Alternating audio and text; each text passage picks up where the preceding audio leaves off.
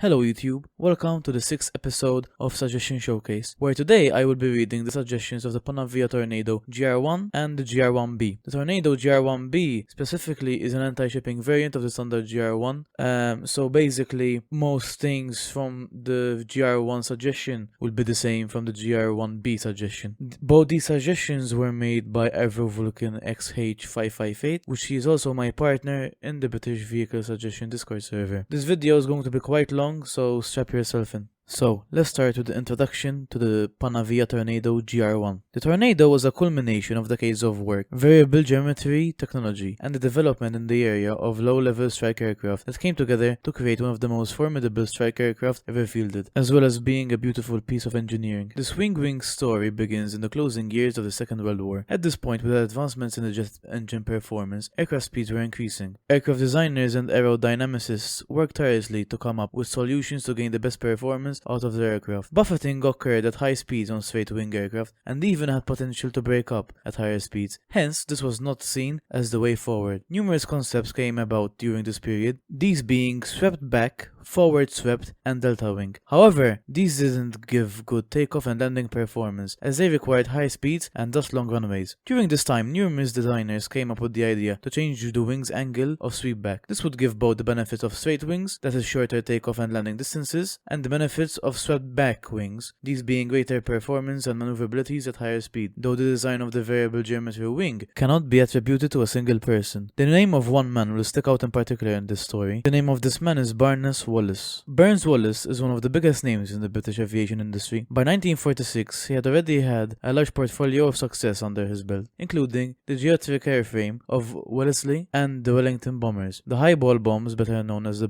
bouncing bombs, the tall boy, and the Grand Slam earthquake bombs, and work on large aircraft at Vickers, such as the Windsor heavy bomber in the latter part of the Second World War. And continuing into the 1950s, he worked on a multitude of projects, most notably ones requiring variable geometry wing development. These projects became the Swallow, as well as a number of related types in similar design. The design was a testament to his talent and pushed the limits of technology of the time to its limits. It was an unusual aircraft with a flat arrowhead design with now vertical stabilizers with no fuselage, variable geometric wings, and 4 large jet engines that swiveled to keep them looking forward when the wing was swept back. The design was tested in a Naka wind tunnel in the 50s, and though it possessed good high-speed performance, it was found to be unstable. The Naka engineers made some changes and created their own design, one which would eventually lead to the F-111 aardvark. Work on the variable geometric wings continued into the 50s and 60s in many of the design offices of the UK. Designs such as the variable geometric Lightning from English Electric, the Vickers Type 581 and the 580 series, the Folland FO147 and the Hawker Siddeley HS1023 are but a few examples, but none got past the drawing board. In the wake of the cancellations of both the TSR-2 and the F-111K, and in the face of ever-improving Soviet air defenses, the need for a modern strike aircraft was becoming ever more urgent. The UK was left with a clean sheet. Technology had improved since the days of both the TSR-2 and the F-111K, meaning that the aircraft could be smaller, but even more potent than previously. Thus, the designers could play a bit more with the design. Thus, the UK and France began working on a joint program called the AFG. Though the aircraft promised potential, the French were never truly interested in the project and quickly left the project to go develop their own swing-wing aircraft, the ill-fated Mirage G series. However, the UK persevered. In 1968, a requirement was drawn up called the Multi-Role Combat Aircraft, or MRCA for short, by Germany, Italy, the Netherlands, Belgium, and Canada. The idea was to create a platform that would be replaced various types in each respective country, namely the F-104. The UK at this time was working on a project known as the UKVG. After some political shuffling, the United Kingdom joined the project. As they joined, Canada and Belgium left on the 26th of March 1969. Panavia aircraft was founded between the United Kingdom, Germany, Italy, and the Netherlands, though the Dutch would drop out of the program the following year. The following year, Turbo Union was founded to create the engine for the new program, despite disagreement over the size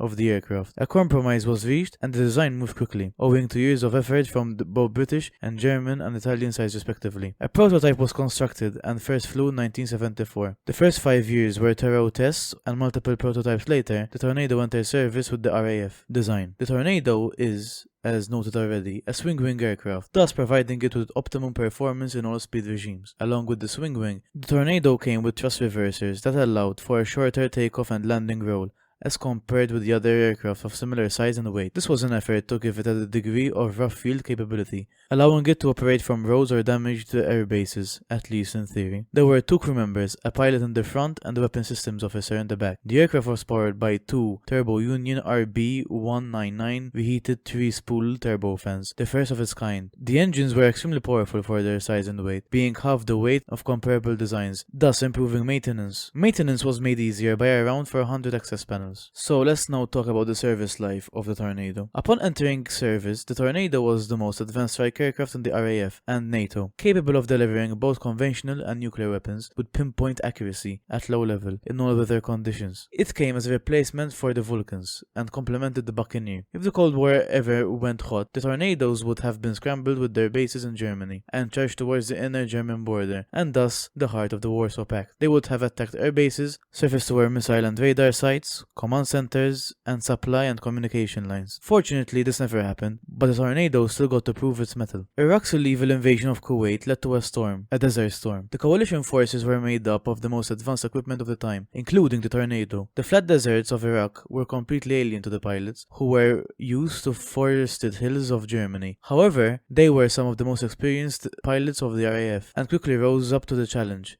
The Tornadoes were doing what they were designed for the most, leading the spearhead against the most difficult targets. On the first day of Desert Storm, Tornadoes flew low level across the desert and bombed air bases using either JP-233 mine dispensers or general purpose 1,000-pound bombs. As the conflict wore on, they were used for bombing raids against the command and communication centers, as well as keeping air bases out of repair, the former of which was often dispatched via guided bombs. 6 GR.1s were lost during the conflict, most famously that of John Nicole and John Peters, who wrote about their experience in captivity in their book Tornado Down. The Tornado became a star of this conflict and entered the public's imagination. The Tonka gets even better. Though the GR.1 was a brilliant aircraft, it has some shortcomings, and by the mid-90s, it required some upgrades. This arrived in 1997 as the GR.4, making an already potent machine even more powerful. So, some closing remarks from Euro Vulcan. I was genuinely surprised that this fine aircraft hasn't been suggested earlier, considering that the game is becoming even more modern. I believe it is only a matter of time before the Tornado GR.1 finds itself in the British tech tree. Though I've heard that Panavia has disputed in the past about its aircraft being in games, I am certain that any problems can be resolved. I hope to eventually write a follow-up suggestion for the GR.1B and the GR.4 respectively, hopefully soon. So let's talk about the specifications of the Tornado GR.1. It had 2 crew, the length was 16.72 meters or 54 feet 10 inches. The wingspan was 13.91 meters or 45 feet 8 inches at 25 degrees wing sweep. It was 8.6 meters or 28 feet and 3 inches wing sweep at 67 degrees. The height was 5.95 meters or 19 feet and 6 inches. Wing area was 26.6 meters squared or 286 square foot. Empty weight was 13,1800 kilos or 30,622 pounds. The gross weight was 20,240 kilos or 44,622 pounds. The power plant was 2 Turbo Union RB199-34R Mark 103 after burning 3-spool turbofan with 43.8 kilonewtons or 9,800 pounds of thrust each dry, or 76.8 kilonewtons or 17,300 pounds of force with afterburner. The maximum speed at sea level was 1,482 kilometers an hour or 921 miles an hour or 800 knots, indicated airspeed near sea level. The maximum speed at high altitude was Mach 2.2 or 2,400 kilometers an hour or 1,300 knots at 9,000 meters or 30,000 feet. The combat radius was 1,290 kilometers or 860 miles or 750 nautical miles. The ferry range was 2,890 kilometers or 2,420 miles or 2,100 nautical miles. The service ceiling was 15,240 meters or 50,000 feet. The rate of climb was 76.7 meters a second or 15,100 feet a minute. Wing loading was 767 kilos per meter squared or 150 157 pounds per square foot. The thrust to weight was 0.77. The avionics it could carry was Raptor Aerial Reconnaissance Pod, Rafael Lightning Targeting Pod, TIALD Laser Designator Pod, GC Sky Shadow Electronic Countermeasure Pod, and the armament was two 27mm guns, which were Mauser BK-27 revolver cannon internally mounted under the starboard side of the fuselage, with 180 rounds. It had 3 hardpoints under the fuselage and 4 hardpoints under the wings, all with a capacity of 9,000 kilos, or 19,800 pounds. So the weaponry, it had 2 27mm Mauser cannons, 2 AIM-9G or AIM-9L air-to-air Fox 2 missiles. It could carry 12 1,000 pound freefall bombs. It could carry 12 BL-755 cluster bombs. It could carry 9 alarm anti-radiation missile. It could carry 1 JP-233. It could carry 3 Paveway 2 laser-guided bombs, 1,000 pound versions. It could carry 2 Paveway 3 laser-guided bombs, 2,000 pound versions. It could carry 1 TALD targeting pod, and it could carry both AR and TV martels that were supposed to be used on the Tornado being featured in the pilot's manual, as well as some publications about the aircraft. I am unsure as where it was ever tested, and it was certainly never used on the service aircraft. So, countermeasures. Countermeasures were 1 BOZ-107 pod with 28 flares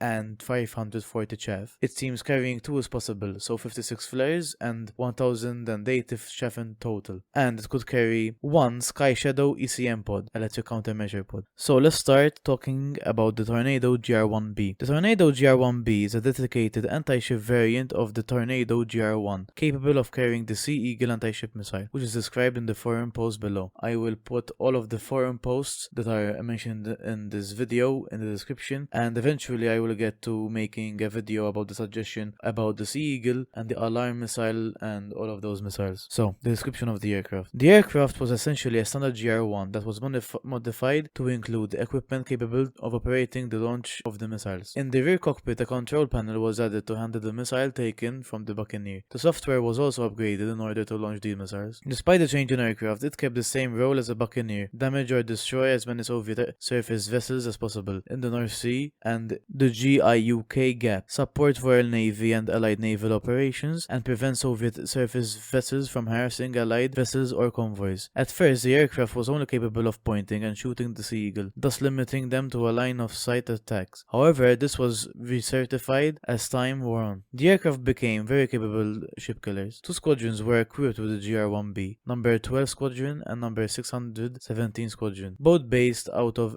RAF Lewismouth. As the GR.1 family was upgraded to the GR4 standard, it was decided that a dedicated anti-ship variant was not needed. Thus, there was no GR4B variant of the Tornado, as the GR4 was intended to carry the Sea Eagle from the outset. Though, at this point, the Sea Eagle was reaching the end of its most useful service life, as well as the fact that the threat it was designed to counter was almost completely disappeared overnight with the end of the Cold War in 1991. Therefore, the GR1B was retired. So the specifications of the Panavia Tornado GR1B is basically the same as the other Tornado, except that it could carry the BAED Sea Eagle missile. Of course, it's an anti-ship missile. So, some of my remarks on this aircraft, the GR1 and the GR1B. I feel like the GR1 and the GR1B should be the same plane, and the GR1 would just have the Sea Eagle modification on it, so there would be no need to put 2 separate aircraft, and you have to research 2 separate aircraft as well. So I hope you guys enjoyed this episode. I hope you stuck to the end, because this was a very long one, almost 15 minutes long. So thank you for watching, and I'll see you in the next episode of Suggestion Showcase.